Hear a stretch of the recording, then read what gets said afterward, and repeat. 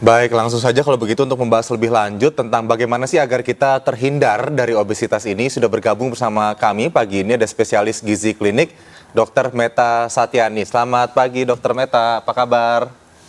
Selamat pagi, Ila Aldi. Apa kabar?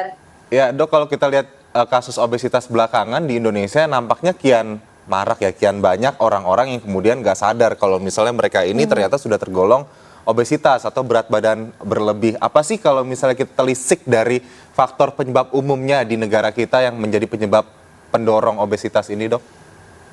Oke, jadi obesitas sendiri, Aldi, itu kan adalah suatu kondisi kelebihan berat badan ya, atau kelebihan massa lemak di dalam tubuh yang semakin jika diteruskan akan meningkatkan resiko terjadinya penyakit. Nah, obesitasnya sendiri sudah penyakit nih, tapi kalau sampai terjadi kejadian obesitas akan mengundang banyak penyakit metabolik lainnya. Nah, kalau kita mau menegakkan diagnosis obesitas itu juga tidak sembarangan. Kita punya kriteria dari indeks massa tubuh ya, yang paling gampang itu yang pertama. Jadi kriteria kita berdasarkan yang Asia Pasifik. Kalau misalnya indeks massa tubuhnya di atas 25 kg per meter persegi, kita akan golongkan sebagai obesitas. Nah, cara menghitungnya yaitu dengan berat badan dalam kilogram dibagi tinggi badan dalam meter kuadrat. Nah, boleh nih ya pemirsa, dan kita juga sama-sama hitung nih udah masuk ke kriteria IMT yang obesitas atau belum. Nah, kemudian yang kedua kita bisa lihat dari lingkar perut ya, lingkar perutnya atau lingkar pinggangnya. Jadi kita punya cut off nih untuk pria dewasa dan untuk wanita dewasa. Jadi dikatakan obesitas sentral ya, atau ada penumpukan lemak di sentral tubuh jika pada pria lingkarnya itu lebih dari 90 cm, kalau pada wanita lebih dari 80 cm. Ya, jadi tidak hanya lihat dari berat badan, tapi juga ukuran lingkar tubuh. Dan yang ketiga yang juga seiring dengan berkembangnya teknologi, sekarang sudah ada pengukuran komposisi tubuh.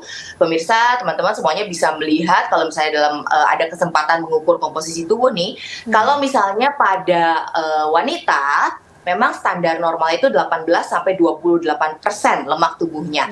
Ketika jumlahnya di atas 32% dan pada pria jika jumlahnya lebih dari 25%, maka akan digolongkan sebagai obesitas. Karena normalnya betul, karena pada pria normalnya persentase lemak tubuh adalah 10 sampai 20%. Jadi memang cadangan lemak lebih banyak nih lah kalau di perempuan, tapi tetap aja harus dibatasi gitu ya. Dok, kalau dari ciri-ciri kasat matanya gitu, kalau secara fisik ada nggak sih atau memang harus dihitung begitu? Karena kan kita kadang-kadang mungkin terlihatnya tidak terlalu gemuk, tapi padahal lemaknya banyak. Nah itu kan gimana tuh dok caranya? Apakah ada ciri-cirinya gitu sampai kadang-kadang orang nggak sadar juga kan makan apa semua ternyata dia ada kecenderungan obesitas atau ada bakat-bakat diabetes. Nah ini seperti apa dok?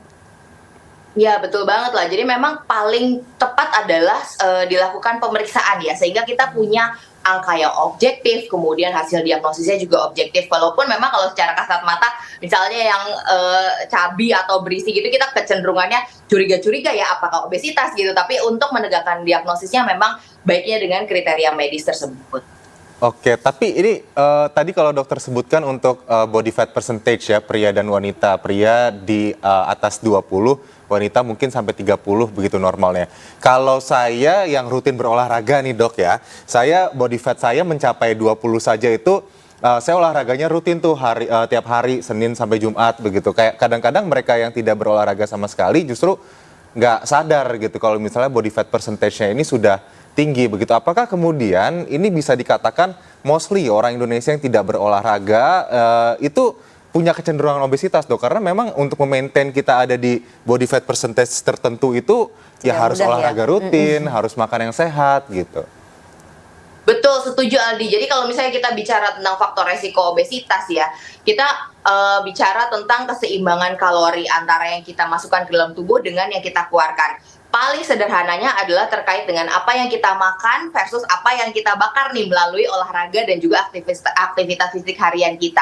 Nah, memang betul seperti kata Aldi. Jadi kalau untuk memaintain persen lemak itu suatu tantangan yang luar biasa memang ya, memang harus dengan konsisten berolahraga, motivasinya juga harus dijaga untuk menjaga kadar lemak tubuh tetap dalam nilai yang normal tadi. Jadi kalau tadi kan olahraganya 3 sampai 5 kali seminggu itu sudah sesuai anjuran dari WHO tuh. Jadi untuk orang dewasa aktivitas fisiknya minimal 3 kali seminggu, kalau bisa sampai 5 kali seminggu.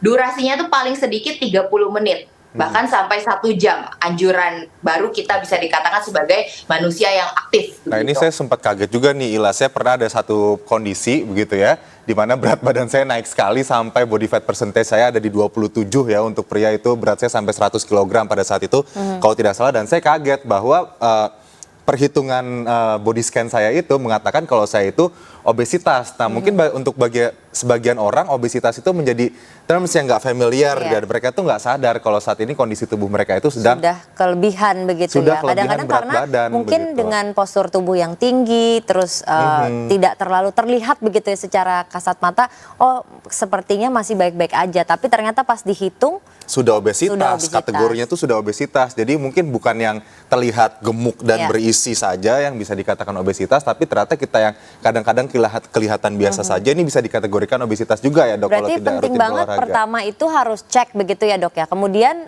cara menghindarinya tuh seperti apa? Adakah tips-tipsnya untuk mungkin kalau kita belum cek gitu, tapi kita mau mencoba untuk lebih sehat begitu, itu tipsnya apa dok? Baik, jadi untuk tips yang paling basic ya, memang sih paling baik ya dilakukan pemeriksaan sehingga kita punya personalized basic nutrition nih untuk kita. Jadi kita bisa tahu berapa banyak sih kalori yang kita butuhkan seharinya dan berapa yang seharusnya kita bakar nih, kita metabolisme begitu ya. Tapi anjuran yang umum yang bisa diterapkan seperti yang utama itu dari makanannya. Jadi dari jumlahnya, portion control itu adalah yang utama. Jadi kalau untuk karbohidrat kurang lebih ya, jadi karbohidrat kompleks itu seperti nasi, kentang gitu ya. Kalau kita makan satu porsinya itu kurang lebih 1 kepal kita, Oke, ya. hanya satu kepala itu dok. adalah ukuran karbo. Iya. Jadi kalau misalnya mau diet mungkin mau setengahnya, tapi patokan maksimalnya adalah 1 kepal. Kemudian kalau untuk yang lemaknya, jadi misalnya kita pakai butter begitu ya, atau kita pakai lemak dalam 1 sendok teh begitu, atau kalau butter yang bentukannya lebih padat kita pakai 1 seruas ujung jempol ini. Satu ruas Atau ujung ibu jari. Oke. Mhm. Oke. Kemudian kalau untuk sayurnya itu kurang lebih 1 bowl seperti ini. Oke. Mhm. 1 tangkup ini ya. Kemudian untuk proteinnya kurang lebih adalah 1 palm ini. Oh oke dok, baik. Itulah anjuran untuk kita bisa maintain makanan dengan gizi seimbang. Kalau gitu, itu bisa diperhatikan ya oleh kita apakah sudah memenuhi kriteria itu makanan yang kita makan tiap hari ya Ila. Jadi harus selalu aware begitu ya terhadap apa yang kita makan, terhadap bagaimana tubuh kita begitu. Terima kasih dokter sudah berbincang pagi ini, Dokter Meta, ahli gizi. Terima kasih dok, salam sehat. Salam sehat, jangan lupa hindari juga jangan terlalu konsumsi banyak makanan yang tinggi gula, garam, dan lemak ya. Baik, Dokter Meta terima kasih banyak. Wah ini insight-nya sangat dibutuhkan ya nampaknya bagi kita masyarakat Untuk Indonesia. pengingat begitu ya. Iya suka lupa, kadang-kadang kita kadang nasinya kita- 2 kepal, sayurnya nggak ada. Iya. Tadi nasinya segini, proteinnya segini ya. Kemudian Sayurnya kalau 2 ada kepal. lemak tuh cuma segini loh. Oke.